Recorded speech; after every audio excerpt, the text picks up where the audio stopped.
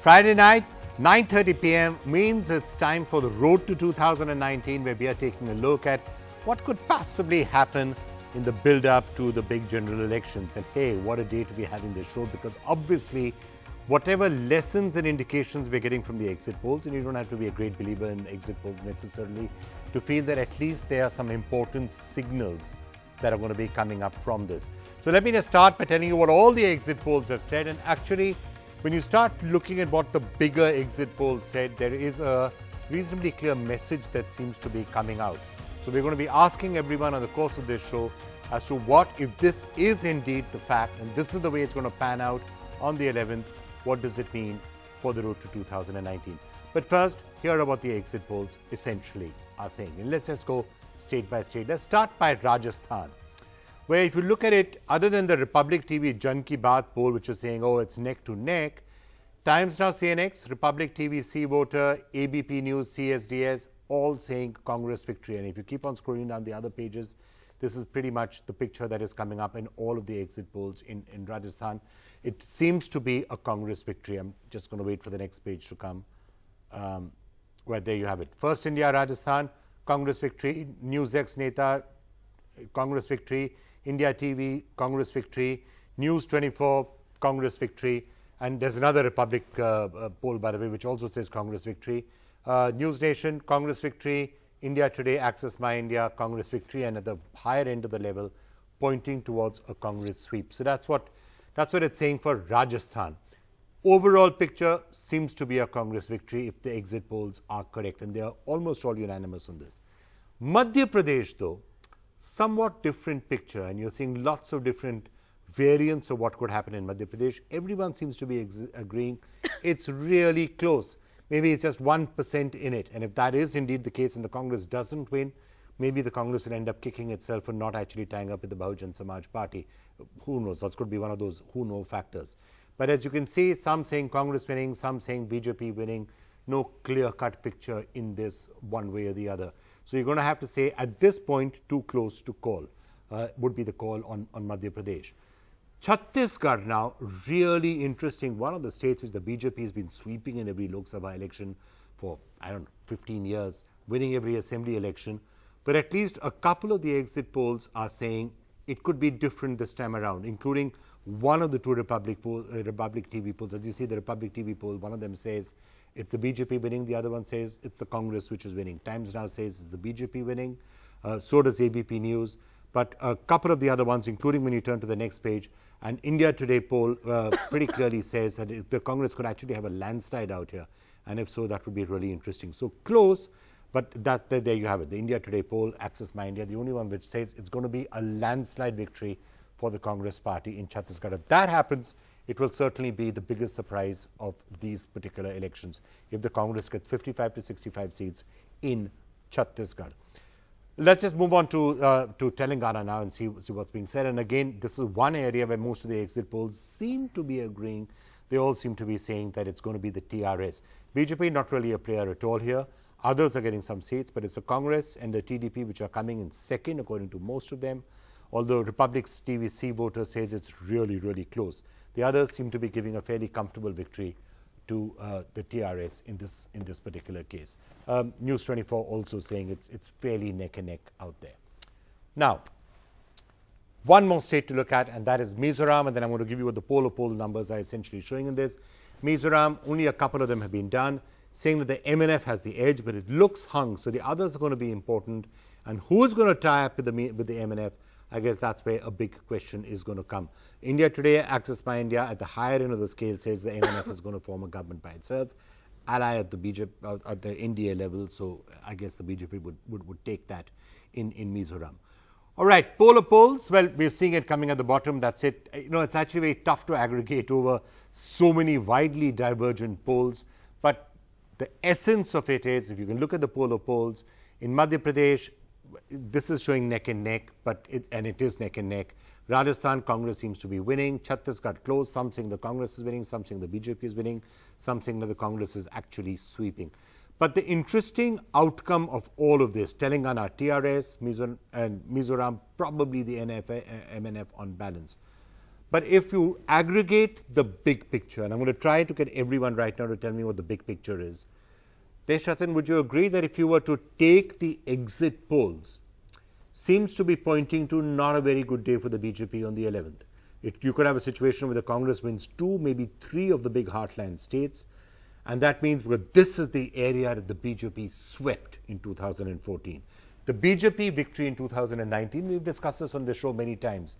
The real big question is how much of that sweep in the Hindi heartland will the BJP repeat? In Uttar Pradesh, the game has already changed because this time you've got a BSP Samajwadi Party alliance with the BJP. That's a problem out. Now, if it starts to look that Rajasthan, Madhya Pradesh, Chhattisgarh are all going to go towards the Congress, or if the Congress does really well in that, the BJP's possibility of repeating that sweep of 2014 in these areas starts to get into doubt. I don't think so. I mean, just before your program, Abhishek Manu Singhvi was there and he said these issues are on local issues. These elections have been fought on local issues and not on the national issues. So he said he'll speak about national issues in due course of time. So there I agree with him, one. Secondly, if you go state by state, end of the day it will be booth mobilization. Who has been able to do mobilization at the booth level is going to take an edge and may surprise some of these exit results. Chhattisgarh, let me point out, whoever takes the tribal belt, the 18 seats of the tribal belt is going to win there. That's there. So Rajasthan is neck to neck. I don't agree with the polls out there. It is neck to neck out there, and maybe some of us may be surprised when the results come.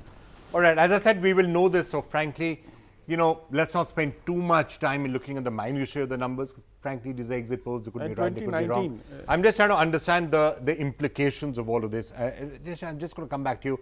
Pawan Khera, let me just get you in. We've spent some time really looking today at what's at stake out here. For the Congress party, what is it that you think the Congress party needs to do? What is it that you would say is the minimum benchmark that you're going to go with? Telangana is looking tough. Mizoram you could lose. That's one of the very few states that you've got right now. How many states do you think the Congress needs to win between Chhattisgarh, Madhya Pradesh and Rajasthan? Let's forget about who is going to actually win them. We'll know that on the 11th. How many do you think the Congress needs to win?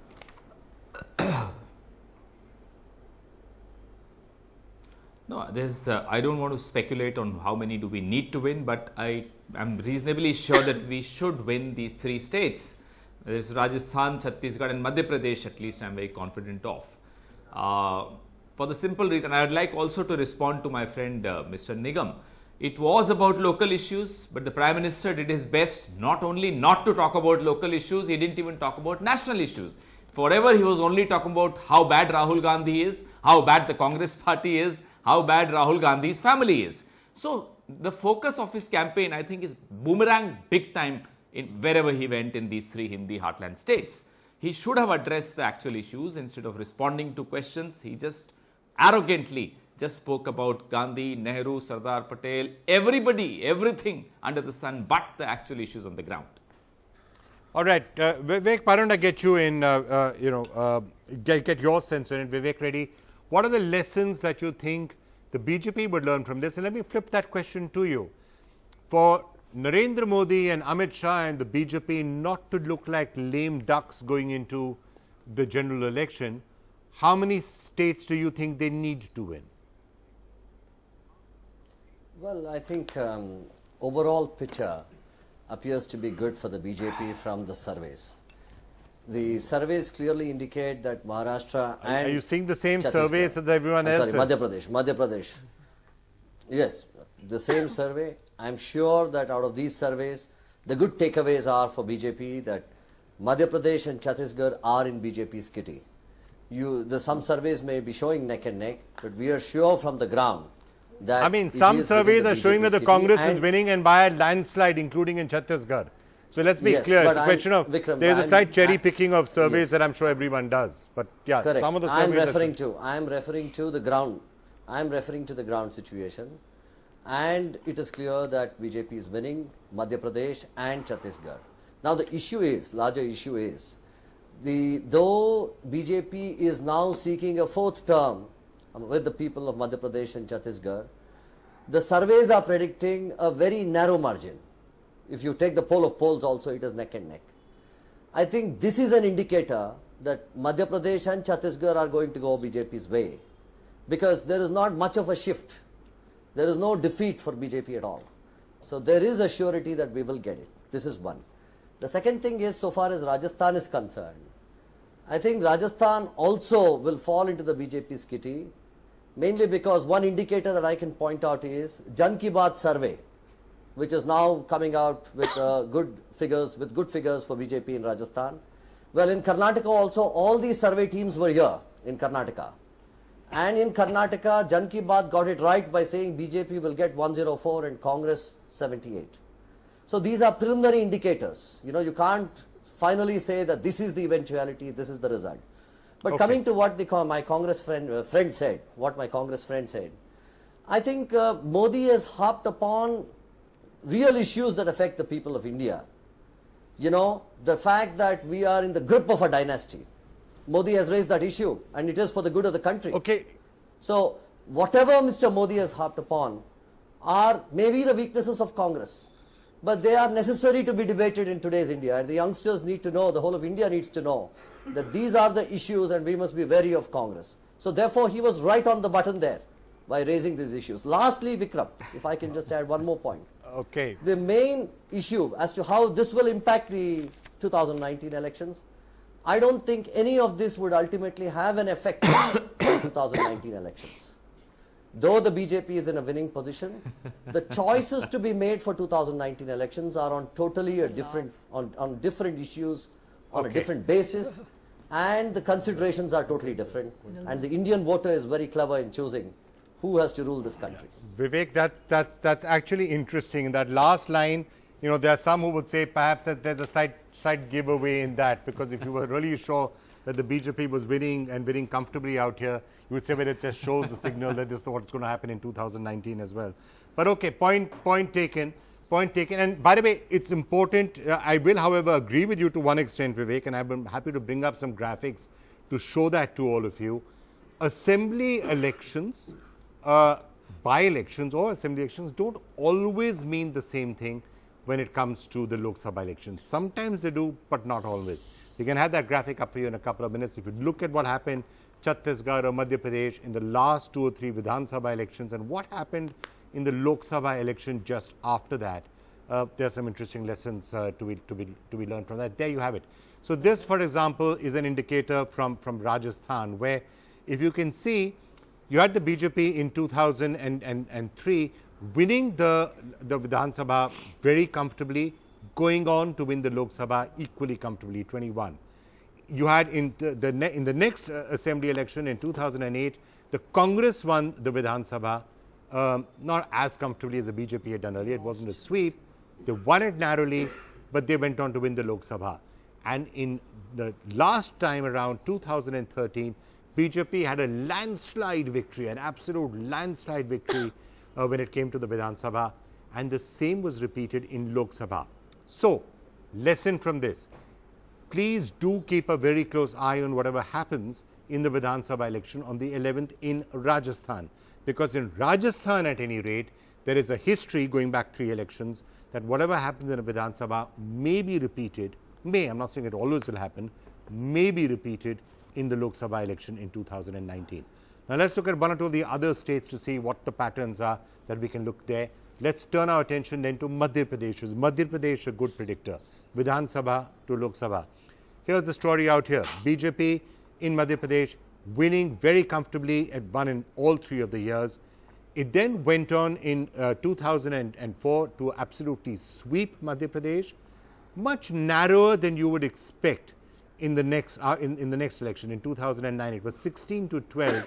So the sweep in the Vidhan Sabha the previous year didn't translated into victory, but not as big a sweep. But then moving on to 2013 and 2014, landslide victory for the BJP in the Vidhan Sabha, landslide sweep for the BJP in the Lok Sabha. So Madhya Pradesh, therefore, needs to be watched. This is really a BJP stronghold for a very long period of time. And again, Vidhan Sabha is a predictor. In Madhya Pradesh, like in Rajasthan, the Vidhan Sabha does predict as to which way the Lok Sabha is going to go.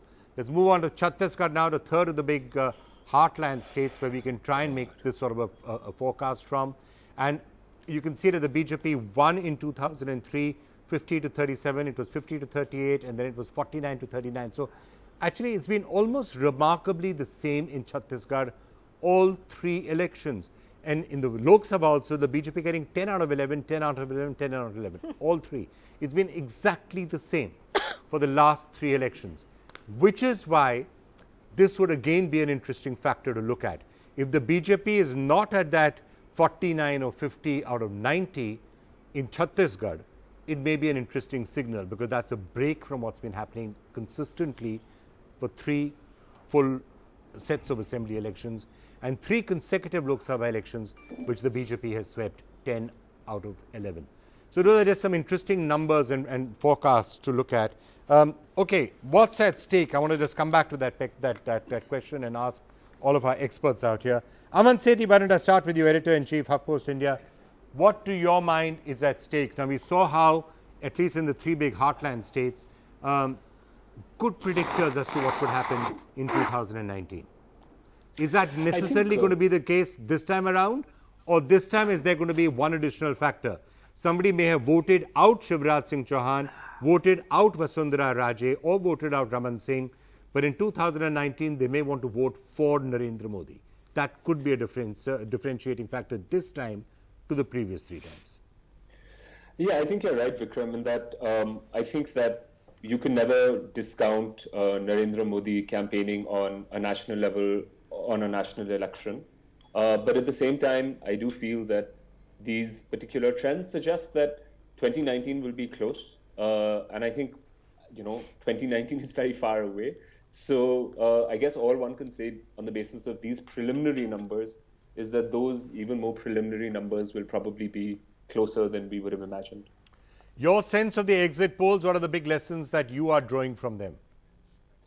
I think, I spent a lot of time in Chhattisgarh back in the day. So why don't I start with Chhattisgarh? I think that the interesting thing is that one of the classic problems in Chhattisgarh has always been, for the opposition at least, that the Congress has struggled to get its act together. I think the fact that it's still neck and neck is a testament to the disorganization in the Chhattisgarh Congress. If they get it right this time, it would basically mean they've finally figured out how to stop the infighting. We saw the same thing again this year with Ajit Jogi again breaking away. So that would be Chhattisgarh. And I think that's a lesson that would spill over in Madhya Pradesh as well, which is again a state where I think people have been crying out for a viable opposition and have felt that that's not been the case. Rajasthan, I think, if we continue with the same line of argument, Rajasthan is a place where in the past the Congress has been able to show that it is a viable opposition and also that it's a viable government. So I think voters are far more amenable to the idea of a change in Rajasthan. So I guess these would be my broad takeaways on this. Rui? Yeah. Want to add to that? Yes, so two things essentially, Vikram. Of course, this election, as I've consistently said, has not been about Narendra Modi. 2019 will be centered around him here. Shivraj Singh Chauhan, Raman Singh are very big, dominant regional leaders. So you're right in that sense. The vote here has been for the respective chief ministers. Also, the fact that despite 3 terms of, an anti-incumbency sentiment in both Madhya Pradesh and Chhattisgarh, the exit polls are showing a neck-and-neck fight. It does say something, as Aman rightly pointed out, about the Congress's ability to cash in on an anti-BJP sentiment. And will that hold the Congress back in 2019? Will that be a dampener for the Congress? That remains to be seen. But I think this has lessons for the Congress as well. I don't think the Congress should be celebrating or be complacent for now. Sagrika? Vikram, for me, the big takeaway from these exit polls and from everything we've been discussing this evening is that the Congress is back in the game. And there is a slight shift in the landscape of politics because we are looking at no longer a Congress Mukt Bharat. I think we're looking at a Congress getting back into the game. As Rui rightly pointed out, it probably has nothing to do with the Congress. It has everything to do with the fact that these chief ministers in these 2 states of Chhattisgarh and Madhya Pradesh are facing their 3-term chief ministers. Of course, the people want them out. But that's assuming that a certain set of these exit poll numbers are. Because you could I just want to make At least some of the exit polls are saying doomsday for the Congress. They're going to lose all Doomsday three. for What the the hell is yeah, gonna happen? but you know that sweep in Chhattisgarh that one exit poll is predicting is interesting because it's giving it 65 at the upper end when even the BJP has never gone beyond 50. So No, if that happens, then of course, that's look, if something. that particular exit poll comes to bear, then it would be the Then most it's significant pretty result. result, a pretty significant result. But I just want to make one point, and this is drastic. what that would be drastic. It will be drastic. If that exit poll comes to bear, with the Congress getting more than, forget about 65, if the Then the Congress gets BJP more has than ever 50, gone, ever gone. if then the BJP has Congress never gone gets more more than 50 in Yeah. Chhattisgarh, Yeah. it'll be a tectonic shift. It's Then a we'll have to really tectonic sit down shift. and reassess everything. It's a tectonic shift. But I think the one point I'd like to make, and this is because, you know, having traveled in Madhya Pradesh, having traveled in Rajasthan, having visited Chhattisgarh, I would like to say that, you know, I think the big fracture line going forward to 2019 is going to be rural versus urban. I mean, the kind of rural distress that all of us who went to the field, you went, all of us saw, is mind-boggling. What demonetization, what GST, what drought, what farmers' prices, what lack of facilities, what loans, you know, have done is just the farmers' lives have gone up in flames. So I think this high turnouts that we're seeing in the rural areas, the rural distress that we're seeing, I think that is something that is going to be a significant challenge to the BJP going forward in 2019.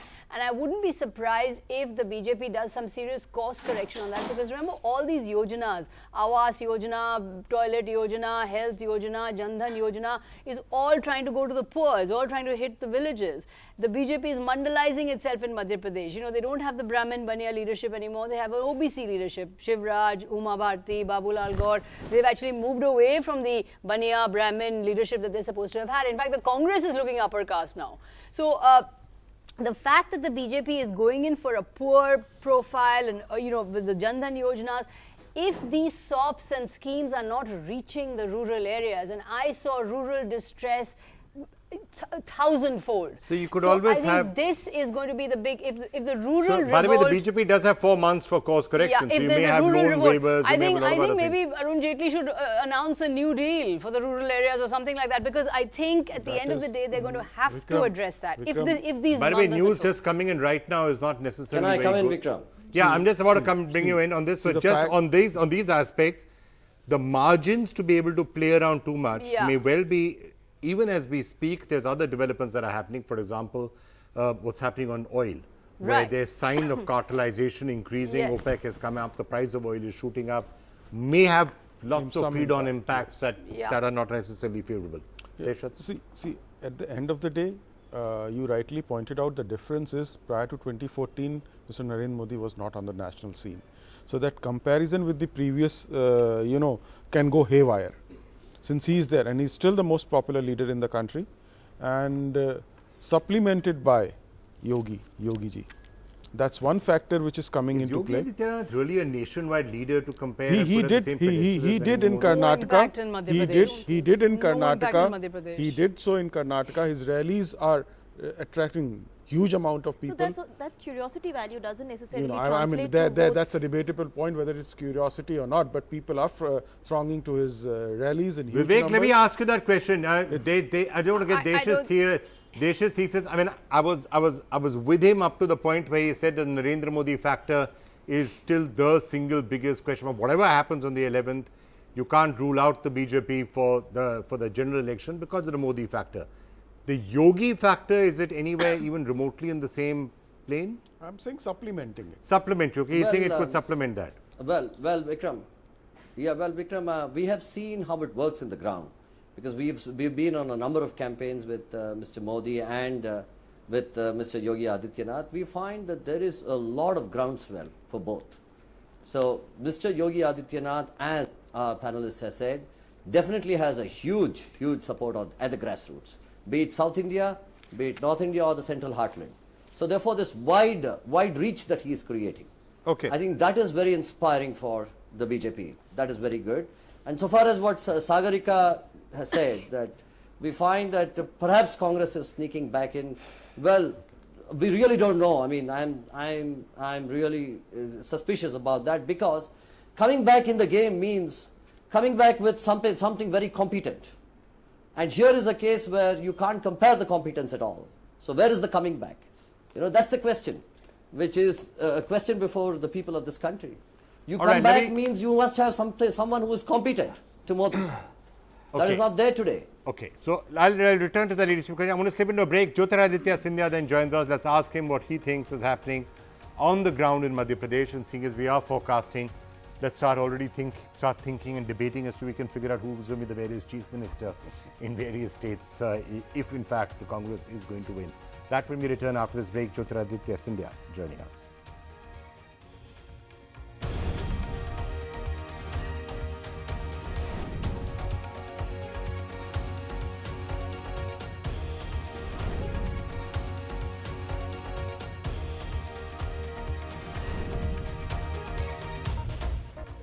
Well, we'll know the answers, of course, only on the 11th, but at least a number of exit polls are pointing to the fact that the 11th could actually be one of the best days that the Congress party has had in a long, long time, winning Rajasthan. Almost all seem to agree on that. And a fair number seem to be saying that the Congress party could win Chhattisgarh, which would be a surprise given how strong the BJP has been there, and also Madhya Pradesh. So who knows? That's a real possibility that many exit polls are pointing to a Congress winning 3 of the big heartland seats, TRS winning Telangana, and probably the MNF winning Mizoram. That's at least what the exit polls seem to be saying. Now being joined by Jyotiraditya Scindia, senior Congress leader, of course, from Madhya Pradesh, must be fairly happy with at least some indications of what the Congress exit polls are saying. But Jyotiraditya, let me ask you, your sense of what the exit polls are saying in Madhya Pradesh. Some are saying you're winning, some are saying you're not. I am very clear, Vikram, that this is going to be a verdict in favor of the Congress party. It's going to be a Janadesh by the people of Madhya Pradesh for change. Like our tagline says, Waqt hai badlav ka. So it's going to be a very clear verdict for change in Madhya Pradesh in favor of the Congress party. Yeah, I mean, perhaps I should point out that there are some exit polls, however, which are saying that Shivraj Singh Chauhan could come back yet again the 4th time, which no doubt would be a bit of an embarrassment for the Congress. But don't forget, Vikram, that these are the same exit polls that in 2009 completely had a wipeout for the Congress party in the Lok Sabha elections. And we came back with 206 seats from 140. So I have the utmost respect for the exit polls, but I believe in the grassroots. And my grassroots tell me that this time will be a verdict for change in Madhya Pradesh. Okay, let's just, I might just ask you about some of the other states which the exit polls are pointing to, a possible surprise in Chhattisgarh. But most of them seem to be saying that it's going to be a Congress victory in Rajasthan. How confident are you of what's happening? In Chhattisgarh, as I said, doesn't seem that the Congress is faring quite that badly as it has. Well, I think in these 5 elections, again, you're going to see a complete change across the spectrum, because don't forget that these 5 elections start from the western border of India and go all the way up to the eastern border of India and cover main states of the Hindi heartland. And you're going to see a very clear verdict in favor of the Congress and against the ruling dispensation, which is the BJP. Right. Any other signals that you'd like to pick up on what specifically is happening? We've seen Telangana perhaps going the TRS way. What are the biggest, broadest message and the lessons that you would derive in case these exit polls eventually turn out to be correct? Let me rephrase what you have said, Vikram. These elections are extremely, quote unquote, extremely high stake elections for the Congress party. Not particularly high stake, not somewhat high stake, but I would say extremely high stake elections for the Congress party. So would you like to elaborate on that? Why do you think these are such high stake elections for the Congress party? Because I do think that they will have a cascading effect on 2019. And I think it is imperative that the Congress party performs well in these elections, because these elections will herald the change that should be forthcoming 5 months down the road in the Lok Sabha elections in 2019. Okay, other reasons why these could potentially be significant. And look, let's face it, you don't have too many states that are under your power. So there are some people who are saying if the Congress is able to win a couple of big states, Rajasthan, Madhya Pradesh, perhaps Chhattisgarh, maybe it helps in other ways. Maybe, for example, it helps you solve the funding crisis, which may well be a very major factor in 2019, where the BJP can outspend you. Are some of those also issues that you're looking at? Not quite, Vikram. Please remember that this country is a country that runs on the belief in her emotions. It's not a country that gets swayed only by the rupee bill. If that was so, then our country would have never attained independence. Money is maybe in today's modern day and age an important factor in elections, but it's not the only factor in elections in India. And if that were the case, you would see many one-state parties never coming into government, which is what we have seen happen in the last 10 years in India. An case in point for you is the Aam Aadmi Party in Delhi. No one ever saw that happening, and it's not as if they had huge unexhaustible reserves compared to the BJP, but they still wiped out the BJP in Delhi. So it is the people's mandate and it's the people's wish and not money power. And I've said that in Madhya Pradesh in the two by-elections that I fought in Kolaras and Mungauli recently, and before that in Ater, that it is the power of the Janabal over the Dhanabal of the BJP. Okay, let me just ask you, in case Madhya Pradesh turns out to be closer than possible, and as I'm again saying, a lot of these exit polls are saying it could be absolutely neck and neck, 0.1%, 0.5% vote margin. If that is to happen, do you think it's possible that the Congress will live to regret the fact that it didn't actually tie up with the Bahujan Samaj Party? May happen in Chhattisgarh too, come to think of it. Well, let's do that postscript analysis after the 11th. It would be I don't think it would be right for me to look at those aspects right now, especially because I certainly do believe that we will get a very clear verdict in Madhya Pradesh on the 11th of December. All right, one last question, Jyotiraditya. I mean, Congress in, whether it's Rajasthan, Madhya Pradesh, Congress has often faced so many problems with infighting. It may well happen in the future, but in Madhya Pradesh in particular, do you think this time the Congress party was able to handle that entire question of infighting much better than it has in the past, and that might be one of the factors that's given you a boost? I think so. Not only at the level of the top leadership in the party in the state, but also right down to the granular level on an assembly basis. For example, we had hardly any rebel candidates that were standing against Congress candidates in the 230 seats.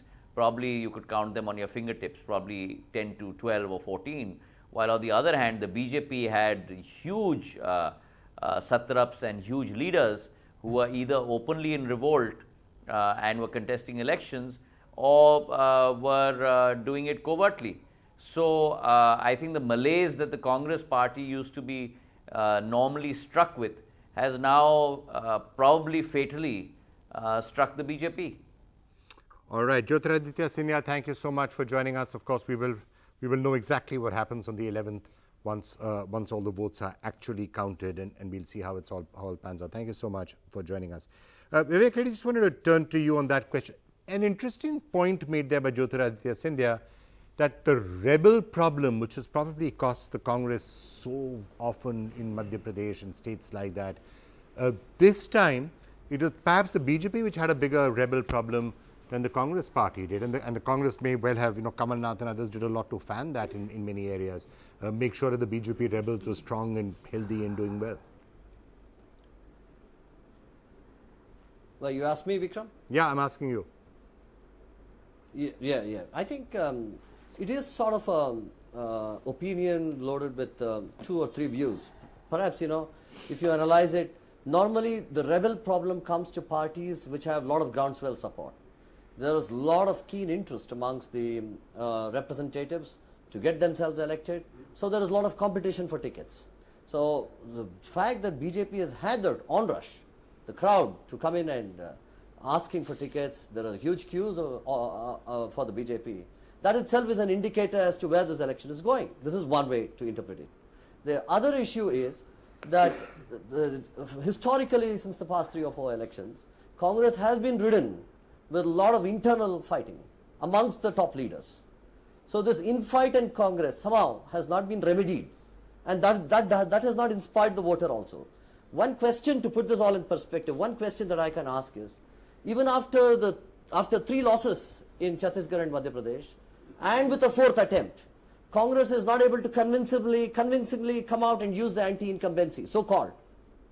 Okay, we'll know. Absence of a convincing win. That shows the Congress's position is very bad. Well, as I said, that's a hypothesis that we'll have to wait. So that's a hypothesis. We'll have to wait and see if one of the exit polls. But that appears to be the position. Yeah, but we'll have to wait and see whether that is actually the case.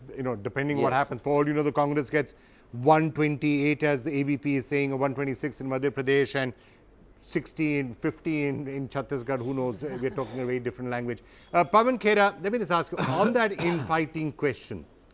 Perhaps under control in Madhya Pradesh, but actually you may well have a really big headache emerging in Rajasthan at some point. Assuming you win Rajasthan, as the exit polls are saying, you're going to choose Sachin Pilot, young, dynamic, the rest of it. Ashok Gehlot, also very popular. You have to keep them both happy if you want to win in 2019 in Rajasthan. Is that going to be a problem that you think is going to be a headache in the next week for you?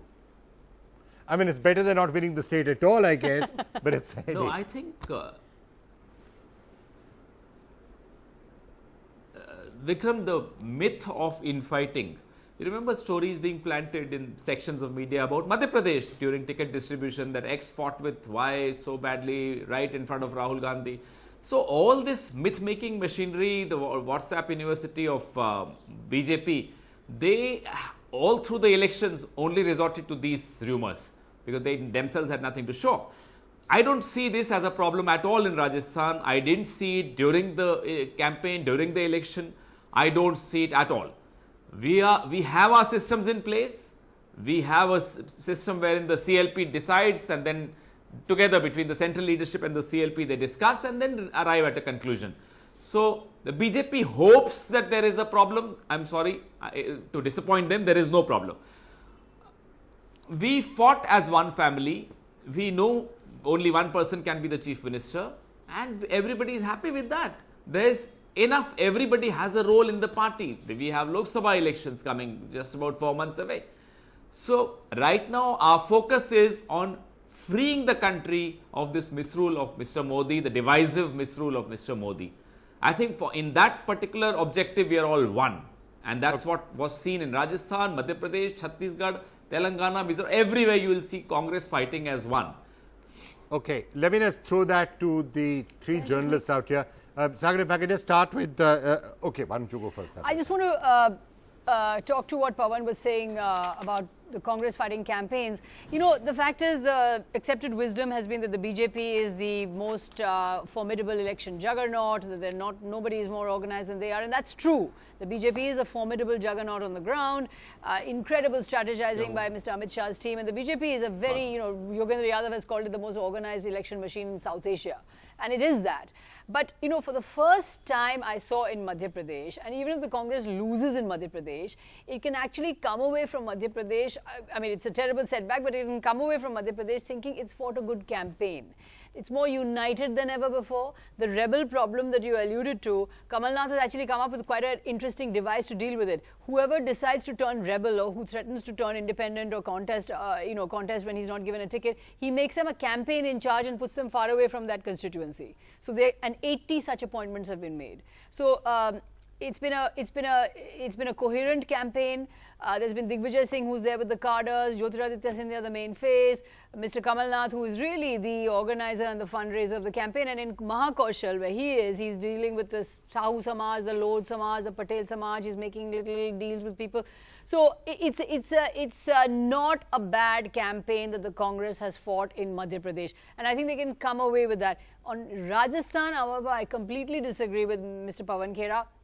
what I saw is open conflict between Sachin Pilot and Ashok Gehlot, and I think that's going to be, as you rightly say, a huge headache. For the Potential big headache? I'll tell you the difference between Madhya Pradesh and Rajasthan, as Sagarika rightly pointed out, in terms of factionalism in fighting in the Congress, is in Madhya Pradesh, and this is what Congress workers have said. हमको 3 बार से सत्ता नहीं मिली है. Let us at least come to power. So, you know, whether we are with Kamal Nath or Jyotiraditya Scindia is a secondary issue. We want to come back to power. We haven't seen power for 15 years. Rajasthan is different because the Congress was in power before the last government. So the factionalism there is far more pronounced than it is in Madhya Pradesh. Doesn't mean it's not there in Madhya Pradesh, but it was kept to the background. The more important issue was to win that election. Okay, so just, I mean, seeing as we are sticking our neck out, if you were Rahul Gandhi and had to pick between young dynamic leaders who therefore could resonate with the youth, or going with the tried and tested old guard in these states, whom would you go with? In Madhya Pradesh, I would have picked Jyotiraditya Scindia because I think he's a more popular leader with greater appeal on the ground. I, in fact, think if he was made the Congress face, right now the numbers would have been very different. We would have seen a far more decisive swing in the Congress's favor. In Rajasthan, I'm not entirely sure, but I think Sachin may be a better choice at this point as a youth face. Sagarika? I agree with Ruhi on Madhya Pradesh, but on Rajasthan, you know, I came away with, I very much admire what Sachin has done. He's worked there, he's gone there, he's unlike any other Congress leader, he's actually gone there and, you know, swallowed dust. And he spent 4 years working on the ground. He spent 4 years, he's working on the ground. But the popularity of Ashok Gehlot, and he's an organization man. Is really unbelievable in Rajasthan. And there are other factors, there are community and caste factors. You know, he's got that unassuming, take everybody along kind of feeling. And, you know, the slogan there is Ashok Gehlot, Aadhi nahi, Gehlot nahi, but at the end of the day, there's a signal also, right? There's a signal that the Congress may want to send. The Congress may want to send a signal to the country in 2019. That it's got younger leaders. They're a younger person's party. It may want it's young people against things, so that might be well a signal. It may want to. Although I just think that the sheer grassroots popularity of Gehlot is just unbelievable. I'm actually curious. Pawan, we are sitting out here trying to decide your chief ministers for you. Would you like to weigh in on this? Assuming, of course, you win these states. No, we have our own systems in place. But you're sure you don't want us to do it in the TV studios? You're also welcome to. Why do you want to go through it? Why do you want to go through the anguish of having backroom meetings? Any one of you wants to become the chief minister, you're most welcome. Okay, done. Okay, fine. Even Mr. Nigam is welcome. Even Mr. Reddy is welcome. Okay, let's have a quick vote out here. Desha, you're it. You're the Congress. Why is he only choosing the men? Yeah, okay, fine. We're just trying to find somebody. You're the Congress candidate now. No, my first offer is to the women. Okay, Sagarika, you pick. I withdraw my candidature. He withdraws his candidature. He doesn't want to be the Congress chief minister. Okay, look. That's very chivalrous. Thank you. Okay, let me now throw that same leadership question a little bit at Vivek now. I'm going to throw the same to Desh.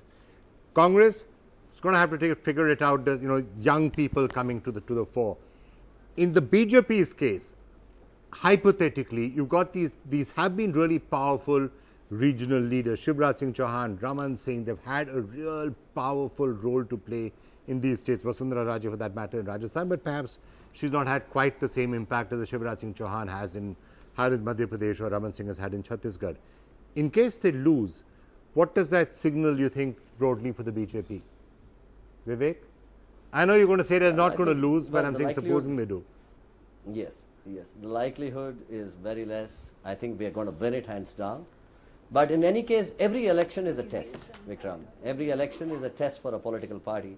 Whether it wins or loses, it is a time when, you know, it puts a mirror upon itself and reflects on how better it can become and how we can move forward. And as Sagarika said, we have a very good ground election juggernaut that is always going. Okay. Whether we are in the government or whether we are not in the government.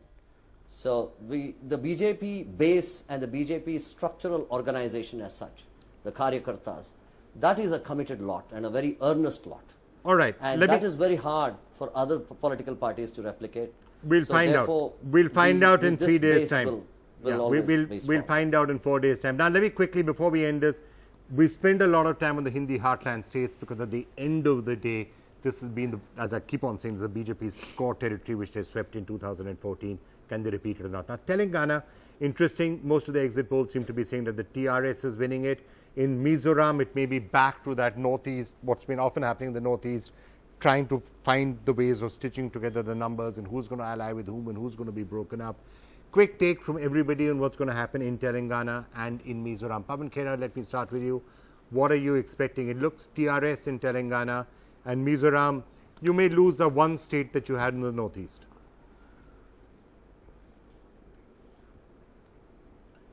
No, I think in Telangana there is, I could see a lot of emotional connect with the Congress leadership of the voters. Yes, there was a major resource crunch, and Telangana in particular, I saw TRS spending huge sums of money. That's where we were really lagging behind. But in terms of an emotional connect, I could really sense it much more than in other states. The TDP alliance, because people do credit us with the creation of that state. Yeah, but Pavan, so we know what the voters said, but just looking ahead, Vikram, the TDP as far as alliance, the TDP alliance is concerned, that's what I was going to ask you about. What's the lesson from this from the TDP alliance? You know, these are the seats where find people to fund. Where at the peak of the emotional division between the two states, the TDP had won these seats. So there are pockets of TDP influence which you cannot really deny. There are those pockets. During the creation of the state also the TDP won those seats. Okay. So who's winning Telangana and Mizoram? Well, Telangana, clearly exit polls are giving the TRS a very definite edge, but I think it also shows the limitations of the Congress trying to stitch together an alliance and what it would eventually yield for the Congress. Mizoram, I really think the Congress should be worried if it doesn't win this, because it's the only northeastern state where it had power. Northeast earlier has never been a BJP bastion, but now clearly BJP is winning many states in the Northeast, not Mizoram of course. So I think the Congress should have paid more attention to Mizoram, should have tried to retain Mizoram harder. The maintenance of the alliance with the TDP, is that still perhaps the most important lesson? It's the most important thing because it's a template for what's going to happen to the Gathbandhan in 2019 at the national level. But I think quickly on Mizoram, I think what's happening is that the Congress leaders of the Northeast are the sort of aging dons of an aging party. You know, whether you have Mr. Tarun Gogoi or Mr. Lal Thanwala. I mean, these are, you know, the Congress has not invested in a second generation young leadership in the Northeast. The Northeast young are going either to the regional parties or to the BJP because the BJP has funds. Plus, the Congress does not have a Hemanta Biswa Sharma, who is really the strong man. They had Hemanta Biswa Sharma, but then there was a biscuit incident, and he went over to the BJP, and now he's really organizing the BJP in the Northeast. So, I think with the BJP, I don't think it's going to make it in Mizoram. It's going to be a Northeast Mukt Congress, and I think the Congress has reason to worry as to why it's not generating younger leaders in the Northeast. On on Telangana, I think the regional strongman with a range of SOPs. The SOPs that KCR is giving, Muslim reservation, irrigation, Raita Bandhu, friend farmer, 2-bedroom houses, laptops, it's just the goodies are just coming and coming and coming. Plus, he's the TRS man, he's a regional strongman. They cannot defeat TRS. But I think the problem is that alliance, the Congress-TDP alliance, if it gets wiped out, then that's bad news for what's going to happen to the Gathbandhan in 2019. TRS, is it the BJP quite happy to say, let's just try and stitch up an alliance with the TRS now? No, BJP is trying to build its own base there, and you will be surprised the increase in the vote share they'll have.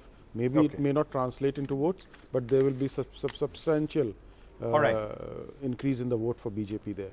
Okay, I'm afraid that's all we have time for right now. So lots of interesting hypothesizing after the exit polls. All seem to be pointing in some interesting directions. But hey, these are just exit polls, and let's remember, exit polls have often been proved to be wrong. So the real answers will only be known on the 11th morning in what could be one of the most significant rounds of assembly elections we'll have seen in quite some time. Do stay tuned for all the latest on the coverage and building up to those elections. Bye for now.